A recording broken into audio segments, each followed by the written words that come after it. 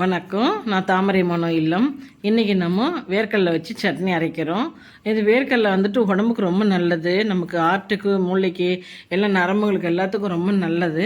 அதனால் வேர்க்கடலை சட்னி வாரத்துக்கு 2 நாள் 3 நாள் சாப்பிட்றது ரொம்ப நல்லது. இப்போ நம்ம வேர்க்கடலை சட்னி வந்து நல்லா பச்சை வேர்க்கடலை வாங்கி வறுத்துட்டு நம்ம தோல் எடுத்து மிக்ஸி ஜாரில் போட்டுக்குவோம். இது 1/4 கிலோ வேர்க்கடலை. அதுக்கு தகுந்த மாதிரி நம்ம வந்துட்டு காரத்துக்கு மிளகாய் போட்டுக்குவோம். கொஞ்சமாக ஒரு 4 பல் பூண்டு போட்டுக்கலாம். கொஞ்சம் அது வேர்க்கடலை வாயுன்னு சொல்லுவாங்க சில பேர். அதுக்கோசரம் 4 பல் பூண்டு போட்டுக்கணும். கொஞ்சம் புளி போட்டுக்கலாம். கொஞ்சம் உப்பு தேவைக்கு போட்டுக்குவோம். போட்டு அரைச்சிட்டு நம்ம மையம் அரைக்கணும் நல்லா. நம்ம கிராமத்துங்களெல்லாம் வந்து தேங்காய்லாம் வைக்க மாட்டாங்க. தேங்காய்லாம் வைக்காம தான் நம்ம கிராமத்துக்கெல்லாம் அரைப்பாங்க சட்னி. அது ரொம்ப டேஸ்ட்டாக இருக்கும். அதுதான் நாங்களும் வந்து வேர்க்கடலை எப்பவுமே தேங்காய் வைக்க மாட்டோம் வேர்க்கடலை சட்னியில். இப்போ நம்ம தாளிப்பு போட்டுக்கலாம். ஒரு சின்ன இதில் வந்துட்டு கொஞ்சம் எண்ணெய் ஊற்றி கடுகு போட்டு கருவேப்பிலை போட்டு தாளிப்பு போட்டுக்கலாம். இது வந்துட்டு நமக்கு இட்லி, தோசைக்கு, சப்பாத்திக்கு, களிக்கு எல்லாத்துக்கும் ரொம்ப நல்லாயிருக்கும். நீங்களும் இந்த மாதிரி செஞ்சு பாருங்கள். இந்த வீடியோ பிடிச்சிருந்ததுன்னா நீங்கள் லைக் பண்ணுங்கள், ஷேர் பண்ணுங்கள், சப்ஸ்கிரைப் பண்ணுங்கள்.